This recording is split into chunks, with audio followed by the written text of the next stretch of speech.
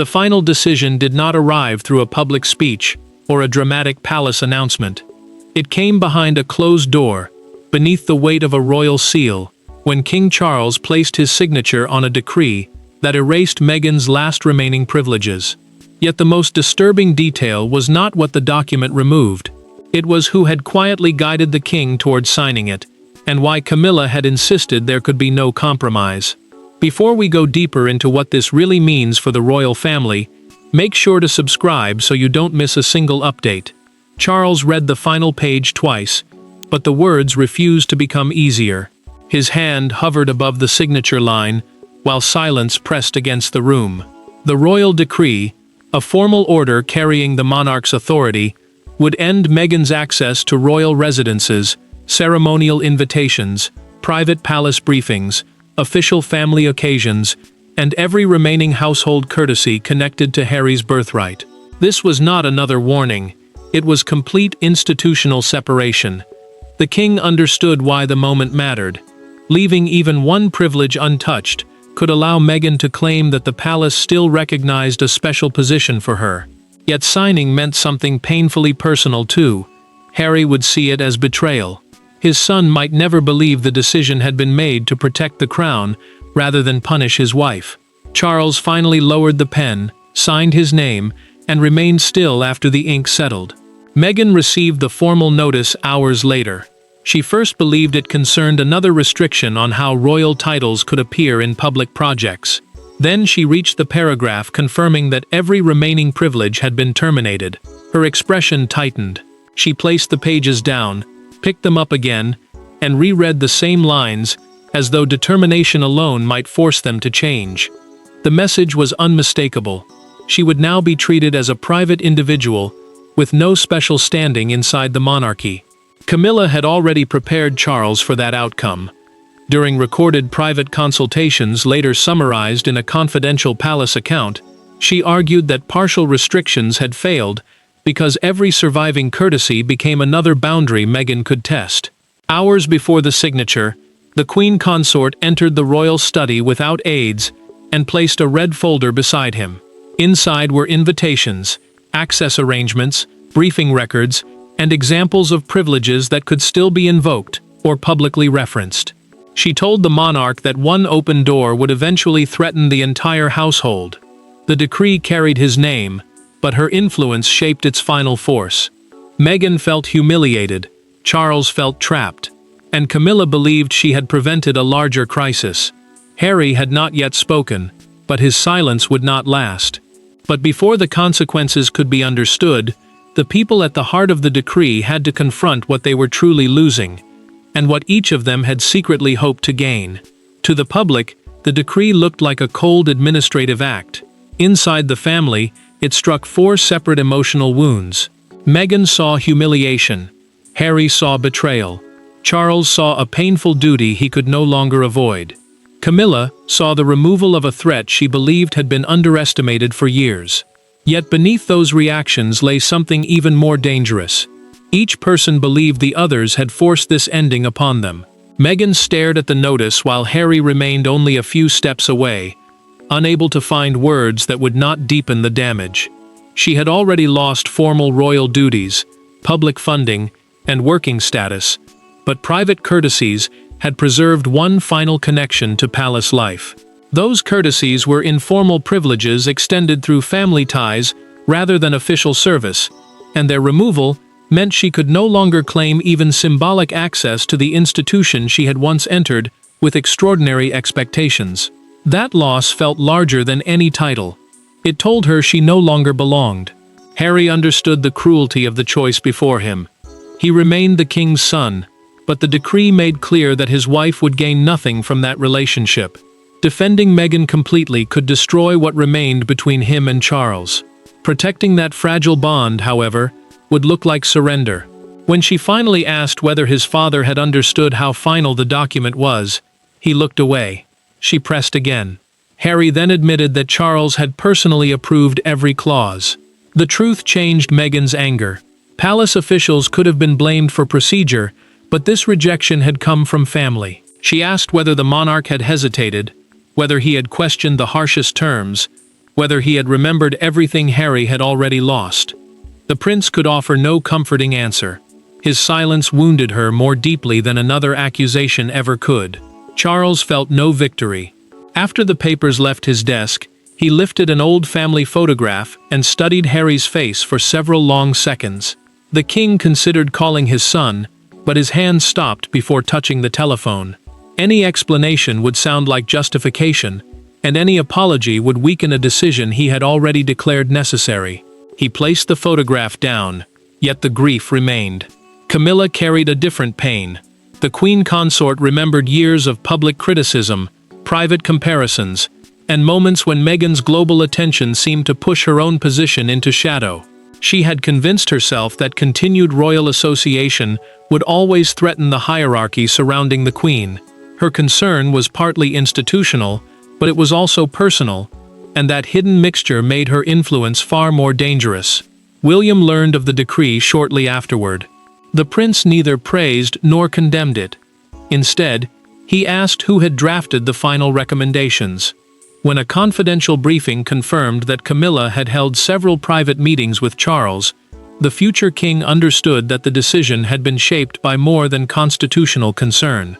Someone had guided the monarch toward final separation, and when the palace looked back for the true point of no return, every memory led to the same ceremony, the same private corridor, and the same sentence Meghan refused to withdraw.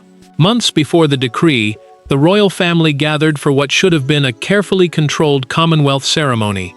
Every position, entrance, and speaking role had been arranged in advance. But shortly before the event began, Meghan confronted a senior palace official and demanded recognition she no longer officially held. Camilla witnessed the exchange from only a few feet away, and what happened next became the private incident that changed the king's mind forever. Meghan arrived expecting to be treated as more than Harry's private guest. At the fictional Commonwealth legacy ceremony at St. James's Palace, she was informed that she would not join the formal royal receiving line. That line was the ordered group of senior royals who welcomed guests on behalf of the crown, and placement within it publicly reflected rank, active duty, and present service. For Meghan, exclusion felt like erasure. For the palace, allowing her to stand there would suggest that status could continue without responsibility. The tension rose quickly. Meghan told the Lord Chamberlain that she would not be positioned as though she had never belonged. The Lord Chamberlain, the senior official responsible for managing major royal occasions, calmly repeated that the arrangement had already been approved. Her voice remained controlled, but the anger beneath it was unmistakable. Harry stepped closer and urged her to lower the tension before others noticed. She turned on him and accused him of surrendering her dignity just to keep the peace. Camilla heard every word. The queen consort approached without aids and told Meghan that the receiving order would not change. She made clear that the ceremony honored current service, not past connection. Meghan refused to retreat. She replied that the palace could not erase history simply because it now found her inconvenient. The queen's expression hardened, and the disagreement became something far more personal. Meghan then delivered the sentence that changed everything. She declared that she would continue using every royal privilege still legally or traditionally available to her. Harry tried to interrupt, but she repeated the point with greater force. Camilla did not argue further. She listened, remembered the exact wording, and understood that the remaining courtesies would never be treated as quiet family gestures. They would become weapons in every future dispute. That evening, Camilla repeated Meghan's words to Charles during a private conversation, later preserved in a confidential palace summary. She argued that the declaration revealed a clear intention to exploit every uncertainty the royal household had left unresolved. The king resisted, insisting that Harry's marriage could not become a permanent battlefield, and that total separation would punish his son as much as his daughter-in-law. Camilla moved with quiet purpose. She instructed a private secretary to compile Meghan's remaining access, invitations, title courtesies, security expectations, and palace connections. That record became the foundation of the red folder later placed before Charles. The ceremony had not merely caused offense, it had created the case for removal. The ceremony created the wound, but the private meeting that followed would tear it open, leaving Charles unable to protect both his son's marriage and the authority of his queen. The final confrontation took place in a private sitting room, with no cameras, no public statement, and no ceremonial smiles to soften the anger. Charles sat between two women who had come to represent opposing versions of royal survival. Meghan wanted acknowledgement that she still belonged. Camilla demanded an absolute boundary. Within minutes, the conversation became so personal that even Harry realized reconciliation was no longer the purpose of the meeting. Charles had arranged the discussion to stop the Commonwealth ceremony incident from becoming another public crisis. No aides attended, and that absence mattered because there was no official buffer to soften a word, redirect an accusation, or end the exchange before it became dangerous. The king offered a compromise. Meghan could still attend a limited number of private family occasions, but those invitations would carry no public status and could never be presented as proof of an official royal role. Meghan rejected the offer almost immediately. She told Charles that the arrangement reduced her to someone tolerated behind closed doors, but erased whenever the palace faced the public. Her marriage, she said, could not be acknowledged only when it suited the family. Harry supported her, arguing that private invitations without recognition would leave his wife open to humiliation, while allowing the monarchy to claim it had shown kindness. Camilla moved her chair closer. The queen consort accused Meghan of turning every courtesy into leverage, and every private connection into a public argument for continued relevance. She said family access had repeatedly been used to preserve association with an institution that Meghan continued to criticize. Her voice remained controlled, but every sentence carried years of anger. Meghan struck back where she knew the wound was deepest. She told Camilla that she, more than anyone, should understand what it meant to be judged, excluded, and treated as though belonging had to be earned through endless suffering. The room tightened. The queen set down her glass and answered that she had spent years accepting discipline, criticism, and duty to secure a place inside the monarchy, not demanding recognition while standing beyond its responsibilities.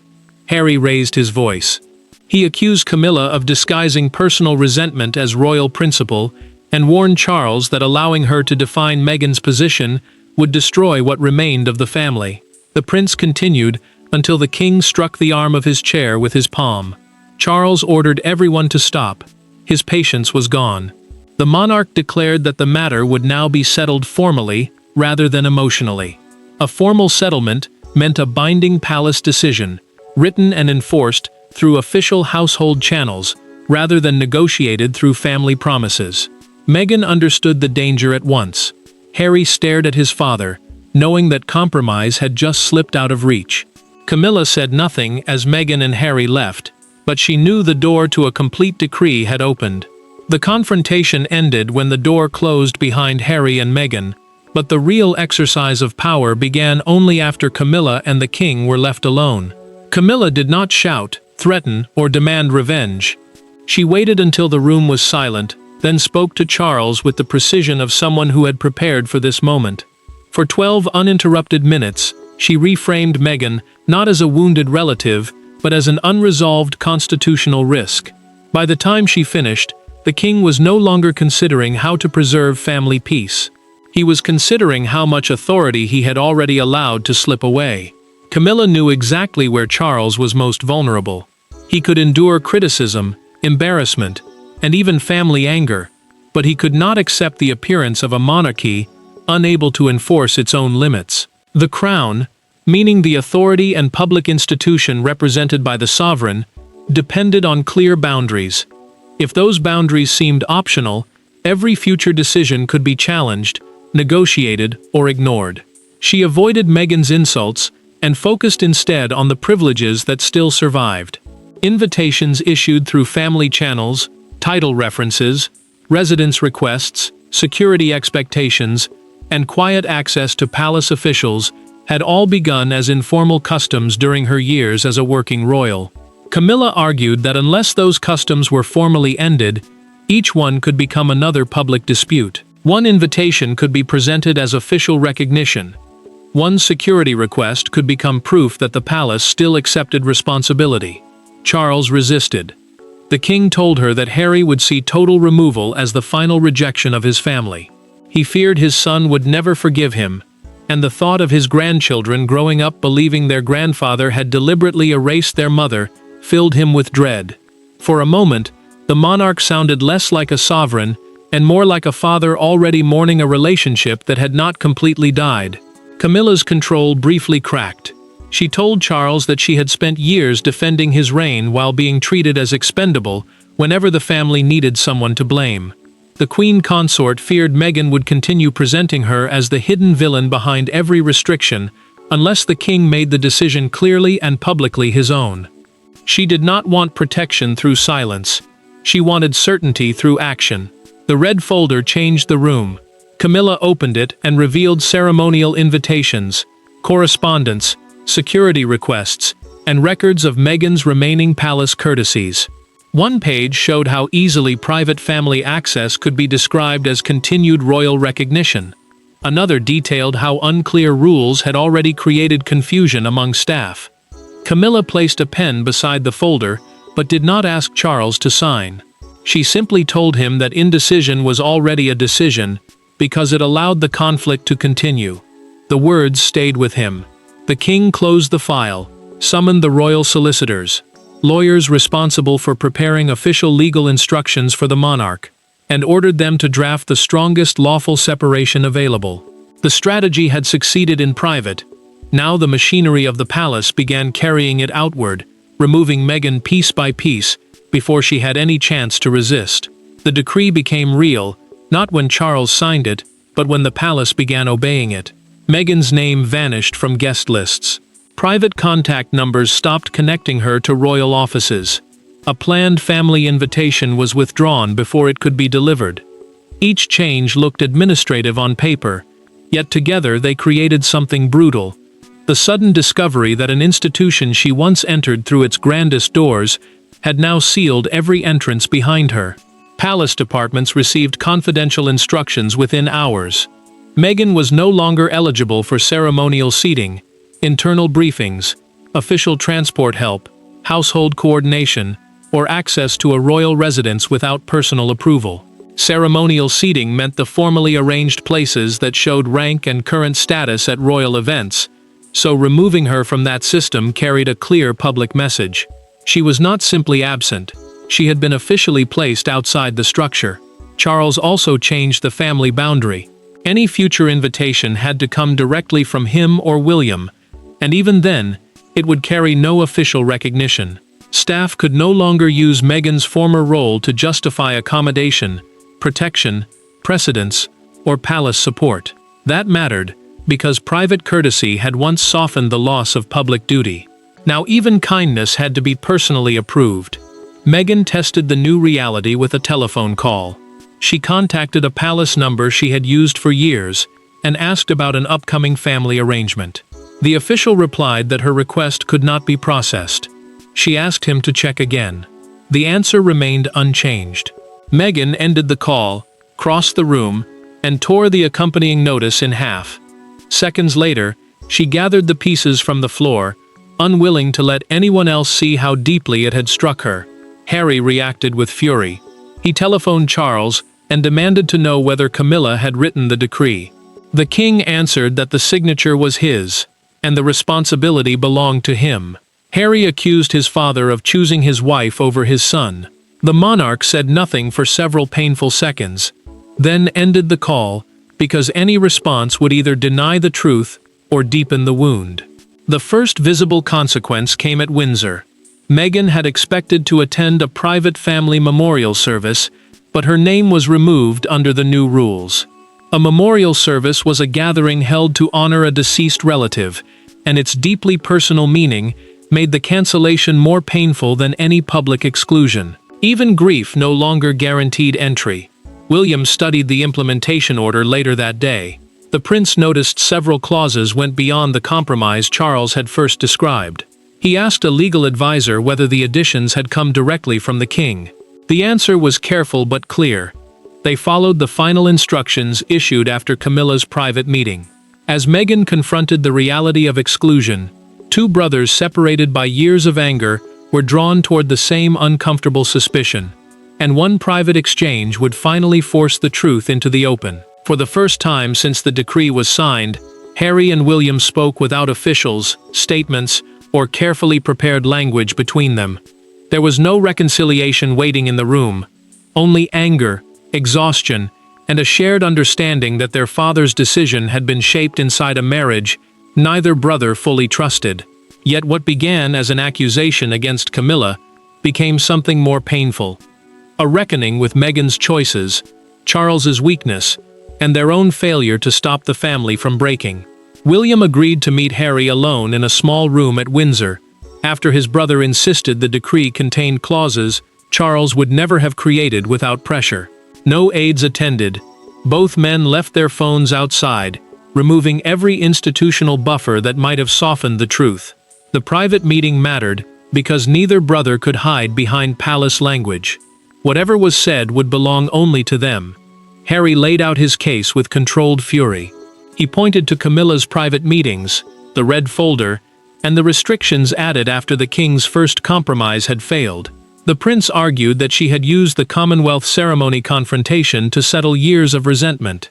He believed Meghan's removal had become personal long before it became official. William refused to accept a simple villain. He acknowledged that the Queen Consort had influenced Charles, but he reminded Harry that Meghan had repeatedly challenged boundaries after clear warnings. The future king said the decree might be severe, even cruel in places, yet pretending her choices played no part would be another form of dishonesty. His words landed hard because they came without anger. Harry finally broke. He admitted that Meghan had urged him to fight every remaining restriction because surrendering one privilege seemed to invite the loss of another. He confessed that he sometimes knew the confrontations were making matters worse. Still, he defended them because he feared that hesitation would look like disloyalty to his wife. The admission left him exposed in a way no public statement ever had.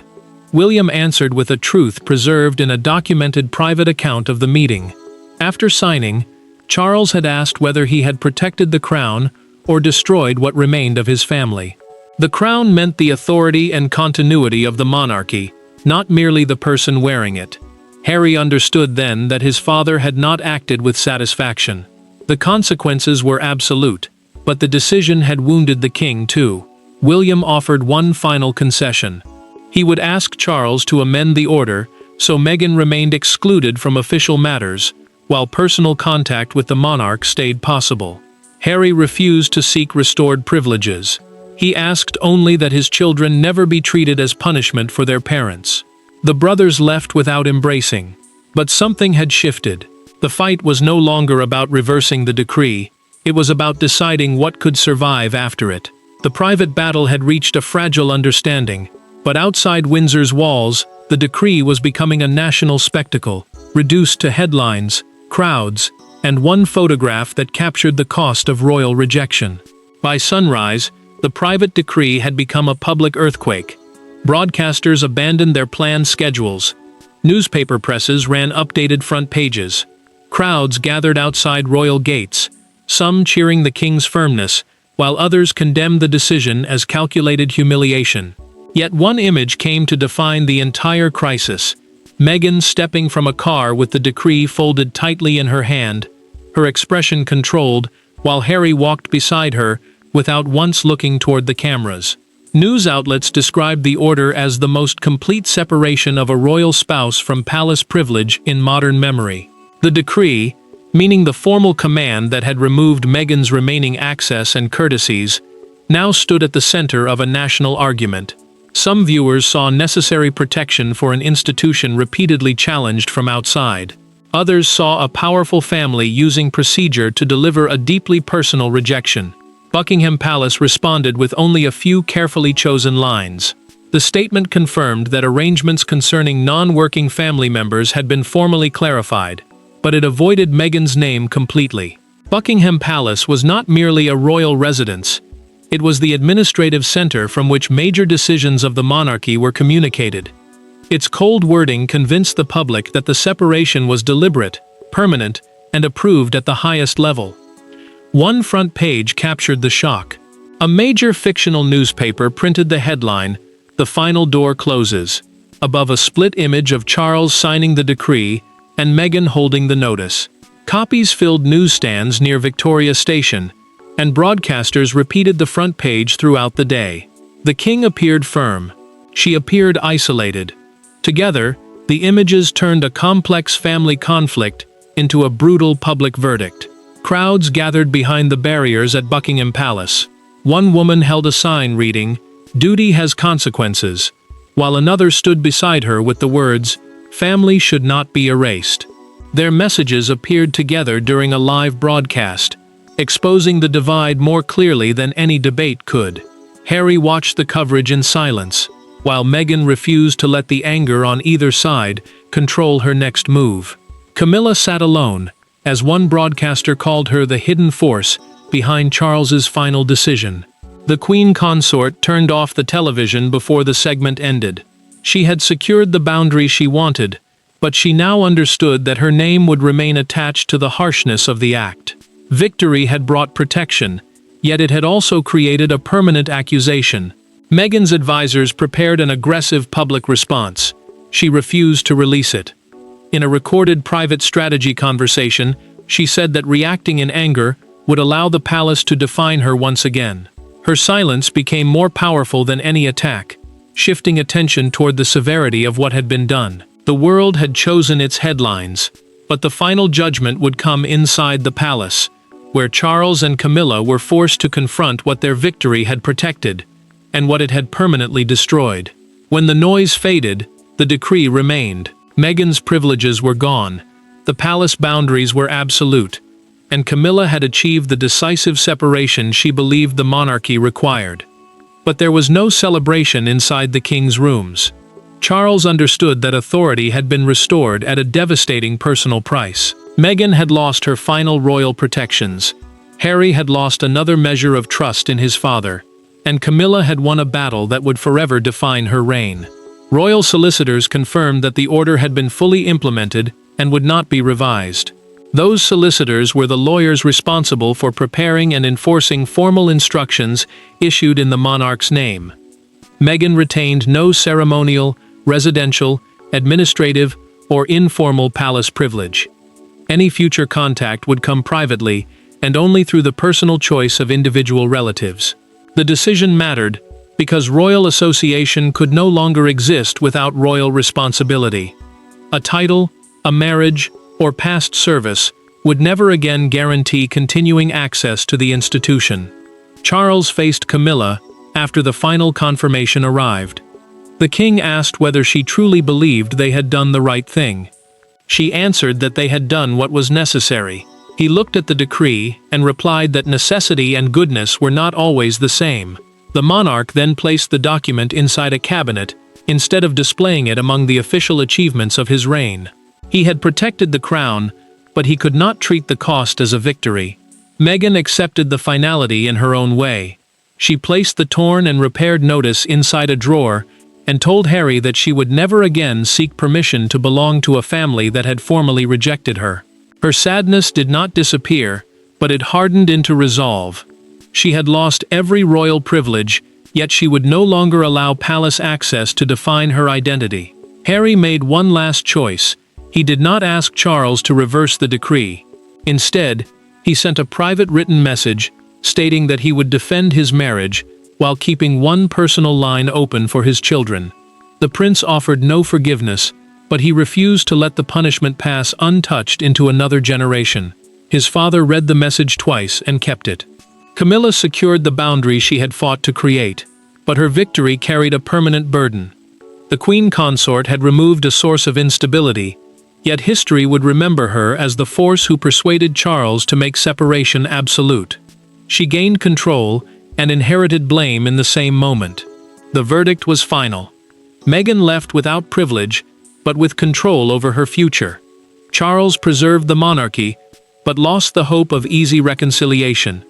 Camilla proved her influence, but could never escape the moral weight of using it. The institution survived stronger, while the family behind it became poorer. And so the final royal door closed, not with triumph, but with the quiet understanding that the crown had defended its authority by sacrificing the last fragile illusion that this family could still be made whole. Thanks for watching. Please don't forget to like and subscribe, and we will see you in next one.